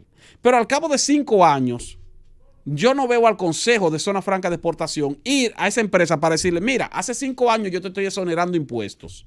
Hace 5 años tú dijiste que iba a generar 2,000 empleos. ¿Cuántos empleos tú estás generando? Para ver si está cumpliendo con el motivo que le da al Estado darle una exención. Hace 5 años tú dijiste que iba a invertir 200 millones de dólares. ¿Tú invertiste los 200 millones de dólares completos o nada más invertiste 100 millones? Hace 5 años tú dijiste que al día de hoy tú ibas a estar exportando 1.500 millones de dólares en bienes hacia cualquier país, qué sé yo. Vamos a ver si ciertamente tú estás exportando eso. Si esa empresa al cabo de un tiempo determinado no está cumpliendo con lo que se comprometió a cumplir a cambio de las exenciones fiscales que le otorga el Estado, entonces tienen que quitárselas. Y nunca hemos visto al ente regulador, que en este caso es el Consejo Nacional de Zona Franca de Exportación, anunciar: señores, hemos dispuesto la eliminación de las exenciones fiscales a X cantidad de empresas de zona franca porque no habían estado cumpliendo con lo que se comprometieron cuando le aprobamos su instalación en la República Dominicana. ¿Cuántas empresas de zonas francas han sido sancionadas o se les ha quitado algún tipo de exención una vez transcurrido un tiempo determinado en cumplimiento de la ley por el hecho de no estar cumpliendo con lo que se comprometieron a invertir, a generar en empleos y a generar en divisas, en exportaciones, a cambio de las exenciones fiscales que reciben? No se cumple. Entonces, como no se cumple, tenemos entes reguladores o entes supervisores del Estado que no se encargan de hacer su trabajo y por lo tanto afectan muchísimo más la posibilidad de que el fisco, en este caso la Dirección General de Impuestos Internos, pueda hacer las recaudaciones correspondientes y enfrentar la evasión fiscal en determinados sectores que reciben exenciones, a los cuales tal vez no se le puede eliminar las exenciones, pero sí se le puede regular, supervisar, para por un lado evitar que haya evasión o que haya elusión o que haya desviación de esos beneficios hacia otras áreas, propiedad personal y particular de los propios empresarios propietarios de las empresas que tienen la exención, pero por otro lado también para reducir las exenciones que pudieran estar dándose en demasía porque no se están supervisando de la forma adecuada. Entonces, ese tipo de elementos, eso es lo que pesa sobre la crítica que hace la Dirección General de Impuestos Internos sobre las tantas exenciones fiscales que existen en la República Dominicana. Son tantas exenciones fiscales que se tornan distorsionantes a la hora de hacer efectivo el cobro de los impuestos, a lo cual se agrega otro elemento. Aquí hay exenciones fiscales que se aplican por periodos determinados de tiempo. Ese periodo determinado de tiempo es para que la empresa utilice los recursos que se ahorra gracias a la exención fiscal que recibe para hacer las reinversiones correspondientes y así entonces al cabo de un tiempo específico constituirse en una empresa competitiva porque invirtió lo que el gobierno le descontó en impuestos para ser más competitiva en términos operativos. Pero ustedes saben lo que hacen las empresas locales. Las empresas locales reciben la exención y eso que se ahorran o que se ganan como exención fiscal por no pagarlo en impuestos sobre la renta, lo reportan como ganancia. Y entonces generan al cierre del año un mayor nivel de utilidades, un mayor nivel de ganancias. No reinvierten el dinero que se ahorraron por la exención impositiva y entonces siguen siendo poco competitivas. Cuando termina el plazo de la exención fiscal de 5, 10, 15 años, el gobierno le dice, mira, vamos a quitarte ya la exención porque ya pasó el periodo de exención que te teníamos. Entonces comienzan a criticar y a protestar y a quejarse ante las autoridades de que todavía siguen siendo sectores con poca competitividad. No somos competitivos y necesitamos que nos extiendan la exención. Así, porque los últimos 10 años esa exención tú no la reinvertiste, sino que lo que hiciste fue que la utilizaste como reporte de ganancias y seguiste entonces beneficiándote a cambio de ¿qué? A cambio de la facilidad que te concede el Estado sin hacerte competitivo para seguir entonces siempre viviendo de la ubre, o de lo que emana esa ubre estatal para beneficio particular en aprovechamiento de las exenciones que se establecen en determinados sectores productivos. Ese tipo de distorsión es lo que hay que eliminar en la República Dominicana. El gobierno de la tarde. Este es el gobierno de la tarde. Ya son las 6:40 en Nueva Delhi. Un hombre de 27 años quiere llevar a sus padres a los tribunales por traerlo al mundo sin pedirle permiso primero. El demandante es Rafael Samuel y se describe a sí mismo como parte del movimiento antinatalista, según el cual la gente debería abstenerse de tener hijos por motivos morales.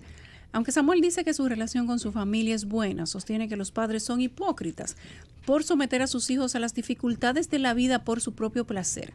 Un buen padre pone al niño por encima de sus deseos y necesidades, pero el niño mismo es un deseo del padre.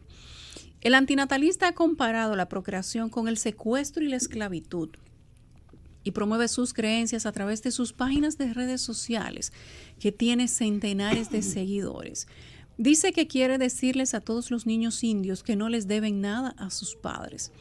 Pero él, por su parte, ama a los suyos y tiene una buena relación. Pero me tuvieron para su alegría y su placer.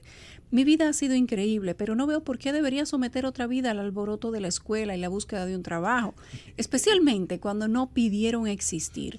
Otros activistas contra la reproducción argumentan que tener hijos es una carga para los recursos de la tierra y evitan la procreación por razones ambientales. Fíjese usted.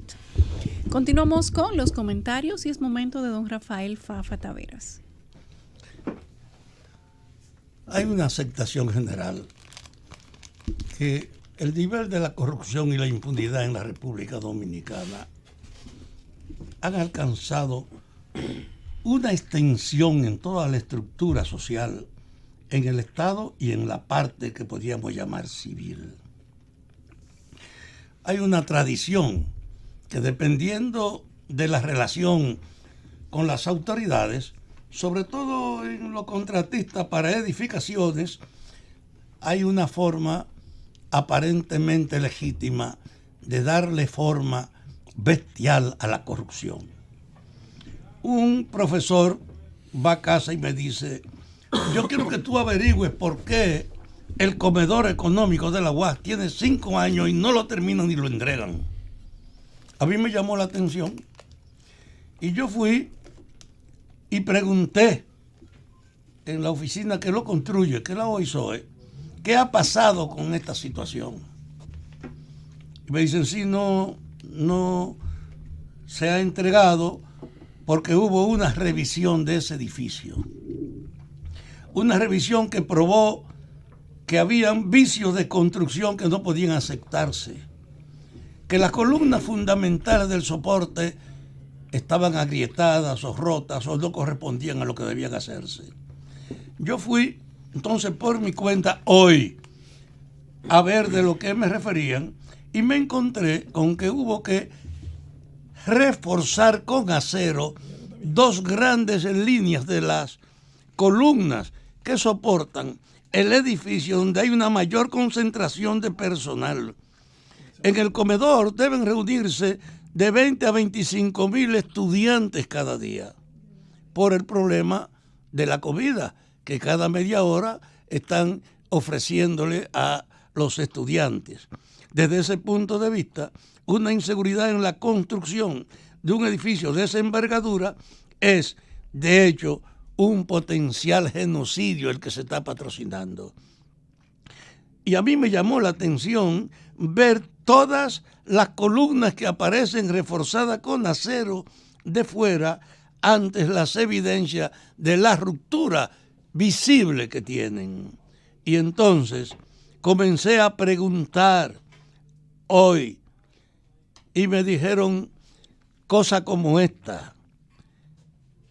En la construcción aparece que en el recinto de la universidad de ese edificio debían haber 6.000 metros de mármol, 6.000 metros de mármol que no aparecen, que se reporta en la construcción que debía tener 700 puertas y solo aparecieron 460, que se comprometieron a montar 600 palmeras en todos los alrededores y me dijeron que solo hay verificable 426. Cuando tú te pones a ver esas cosas, te dice que fácil es robar en el Estado Dominicano. Que tú hagas un contrato, que asumas un contrato y tú te comprometas a una construcción y tú termines ni por asomo cumpliendo con eso, porque no hay una verificación acertada que pueda verificar el cumplimiento de la construcción. Y me pregunto entonces, ¿tú te imaginas lo que es un Estado que gasta miles de millones de pesos cada año en construcción llevada a cabo en función de repartirla con la gente que la autoriza en la distribución y después reportarla con una característica que no tiene? Fui a solicitar a la luz de esta información donde uno de los funcionarios que me hicieran alguna muestra, que me presentaran de cómo se cumplían esas estafas que en la OISOE han estado en silencio, pero que pueden verificarse como fue esta visita que hice hoy a la universidad.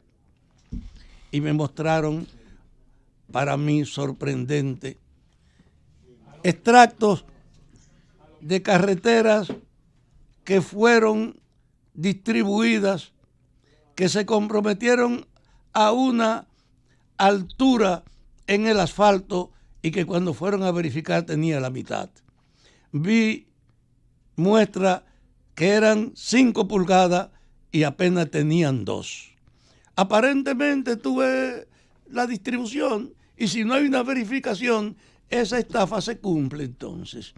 Y eso era una norma, y es una norma fundamental de que no ha habido fiscalización en el Estado en la ejecución de las obras. Me han dicho que decenas de los beneficiarios que concentraban las obras que se distribuían tanto de obras públicas como de la OISOE no cumplían con los compromisos de los contratos que firmaban y además no podían justificar de ninguna manera, a la luz de esa deficiencia, el resultado que cualquier verificación producía. Y usted entiende que decenas de personas, yo no quiero mencionarlo, pero que vi que fueron contratistas a las que se le asignaron obras, que al ser verificadas no pudieron justificar lo que reclamaban como pago. Vi un reclamo de 6.000 millones que a la hora de la verificación que investigó probó que no tenía base para reclamar más, que no podía pedir lo que se había comprometido a hacer porque los déficits de la construcción eran de tal envergadura que eran inconfesables. Usted se imagina lo que es comprometerse a 6.000 metros de mármol y no presentar un solo metro. Y desde ese punto de vista, yo quiero llamar, frente al asombro que me ha producido esta verificación, yo quiero llamar al Poder Ejecutivo, a Danilo. No se deje llevar de las prácticas que sus propios funcionarios han establecido de hacer concesiones con un nivel de valor y después recibir la obra sin que corresponda a esto, porque es una manera de justificar la corrupción que se ha hecho una norma en el gobierno. Un país como este, con los déficits sociales que tiene, y que en el problema de la distribución de obras se permita un desorden de esta envergadura, no merece llamarse país. Yo llamo también a los funcionarios, no se hagan los bobos, no se hagan cómplices de un crimen de esta envergadura, porque estamos en el tiempo en que ya no es verdad que se pueden ocultar las cosas. Son verificables esas prácticas perturbadoras del robo de los recursos públicos. Y en función de que estamos obligados a rendir cuentas, cuando usted permite que pase esto, alguien va a venir a pedírsela a usted si es el responsable. Por eso, en el gobierno hace falta una corriente de rectificación que se base no en pareceres, sino en los casos de la construcción, en la verificación, que lo que se acordó se cumple en el nivel del compromiso. Porque eso que vi en la universidad, en el comedor económico, a mí me espantó, y simplemente, como me dijo alguien, es solo una muestra del robo institucionalizado que se produce en este gobierno con la política de la construcción. Francis. Ya entramos en el último plano del gobierno de la tarde del día de hoy. Sobre eso, ese comentario interesante de don Fafa, pero el problema es la complicidad y la falta de denuncia. Fíjate cómo ¿cuántos años que él tiene eso? Tiene varios años parado el comedor. Él ve con sus ojos incluso la situación por la cual está paralizado. Un profesor que me fue de mí me preguntó que por qué tiene 5 años y no lo entregan. Y uno se pregunta, ¿quién tenía la obra a cargo? Uno se pregunta por qué las autoridades, pero por qué las autoridades no proceden judicialmente en contra de quien ha estado estafando al Estado en esa situación, en este caso el comedor económico, puede ser cualquier otra cosa. Pero tú has visto una denuncia de parte, incluso también de la propia autoridad de la universidad. Simplemente se queda así. De la misma OISOE. De la misma OISOE. Eso se cubre. Entonces eso se cubre. Tú tienes entonces una situación de complicidad en torno generalizado en torno a lo malo que se está haciendo. Eso es una barbaridad. Uno lamenta en tener que invocar al dictador en situaciones como esa. Yo estaba loco por preguntarle a Fafa, ¿usted cree que a Trujillo le hacían una cosa como esa? Y tú dices que uno lamenta porque estamos hablando de un dictador. Pero óyeme, en el pasado, el que hacía una obra con vicio de construcción, no se le ocurría de repente no se le ocurría o no volvía a aparecer. Ajá.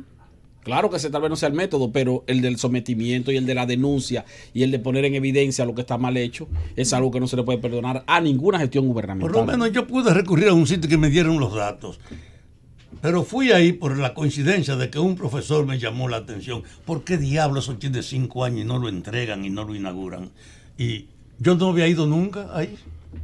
Y fui a verificar entonces que es verdad, que no hay razón para que lo entreguen, porque todavía sigue siendo una amenaza y ahí hay 20.000 estudiantes, más de 20.000 todos los días.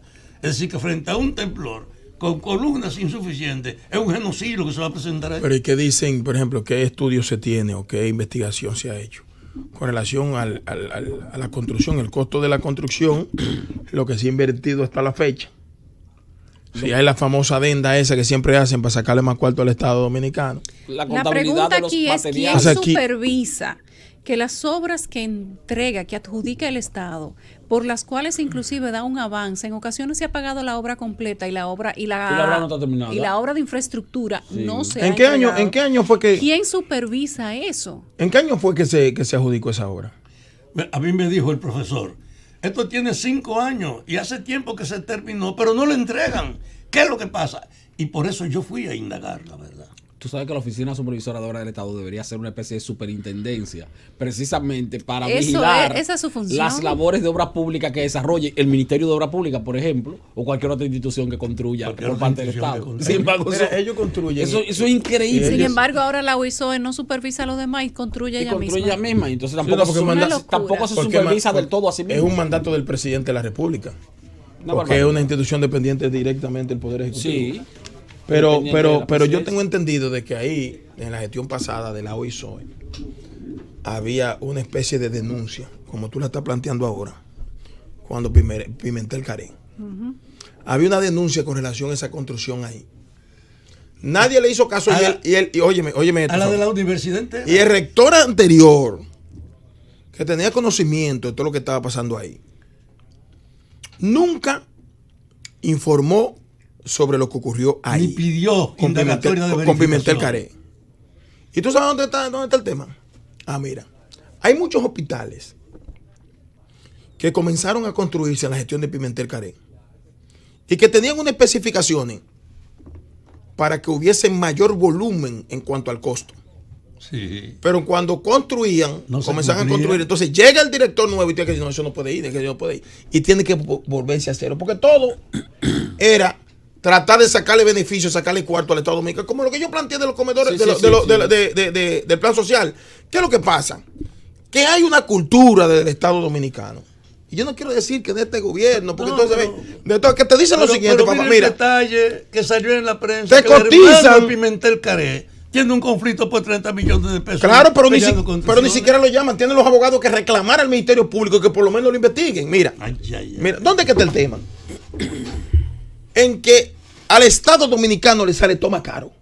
Todo más caro. Todo- Pero, Así pero es. entonces las ejecutorias son las ejecutorias más débiles, más sensibles, más sencillas que existe. Por ejemplo, yo hice la denuncia del plan social. Dile que le enseñen el listado de los alimentos que se van a comprar para la canasta familiar. Todo de primera.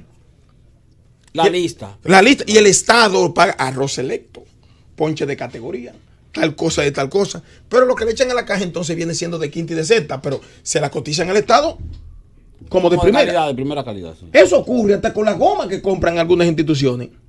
Que te cotizan gomas de primera y terminan poniéndote goma. No voy a mencionar China pero ni Baile, sí, porque eso. entonces estamos. Pero- Entonces, eso pasa con esa obra. Con esas obras. Cuando Pimentel Caré, esa y otras obras, cotizó la construcción, incluyendo lo del Darío Contreras, que una vez invitó a un grupo de amigos comunicados. Yo no fui. Todo lo que hay cotizado al Estado Dominicano es de primera. Que ni en Estados Unidos pagan el costo de cada Pero lo material que más me gastable. llamó la atención Y fue la cuando muestra- vienen a ejecutar, le ponen elementos, ¿y cómo se llama lo otro? Materiales Sí. de quinta y sexta categoría. Pero te voy a poner otro Y ejemplo. pintura El preciosa. pavimento fue lo que más me llamó la atención. Ah, sí, tú lo- sabes lo que tú decís. el Aquí hay grosor 10.000 del pavimento. metros y encontraste con 6.000 y dice la capa es de 5 pulgadas y encontraste que es de 12. Sí. Claro, pero le cotizaron. Eso se practica mucho, eso. Pero le cotizaron al Estado 5. Pero no, pero te voy a decir, por ejemplo, el caso de las escuelas. Y mira que sería una práctica tan socialmente positiva. Imagínate que tú vayas a una comunidad, cualquiera, de la capital o del interior, y tú hagas una reunión con la junta de vecinos de la comunidad tal, y tú le digas, señores, mire, aquí se va a construir esta escuela. Y esta escuela queremos que la construyan los albañiles del barrio o del sector. Ay, ay, ay, ay. Y aquí en esta escuela van a estudiar los hijos de ustedes, que son los albañiles, pero son los hijos de ustedes los que estudian aquí. Exacto, ¿Tú exacto. crees que esa escuela va a quedar mal construida? No. No hay forma de que quede mal Estoy de construida, no hay acuerdo. forma de que quede Bajo con esa la construcción. supervisión de la gente. De ellos Pero mismos. tiene que Y eso sale haber- muchísimo más barata. Independientemente de que la comunidad supervise, tiene que haber una cabeza que dirija, tiene que haber una gerencia. Yo he dicho en muchas ocasiones que al Estado Dominicano no es que le faltan recursos, lo que le falta es gerencia. Todo nos lo cobran más caro. En muchas ocasiones se paga 2 y 3 veces. Y después de que se paga 2 y 3 veces, múltiples veces tampoco lo entregan, como le ha pasado a muchas obras que tenemos aquí. Ahora, yo quisiera que Danilo Medina, ahora en esta situación, ordene verificaciones de las obras con apoyo de la gente para que sepamos de qué se trata la estafa general. Mira, me en están el llamando, antes de llevártelo, me están llamando por la información que yo suministré. Exclusiva. Él insiste. No, que me están Exclusiva llamando. de Felucho Algunos amigos comunicadores. A comunicadores. Y yo le voy a decir. Ya no confidente. No. Le voy a decir. Recibí la información. Yo tengo aquí 7 años. No me ha desmentido nadie. La información me la dio una fuente muy confiable. Si no es así, que lo desmientan entonces el equipo del presidente de la República. Nos vamos hasta mañana a las 3. Que tengan muy buenas noches. Feliz resto de este lunes. El gobierno de la tarde.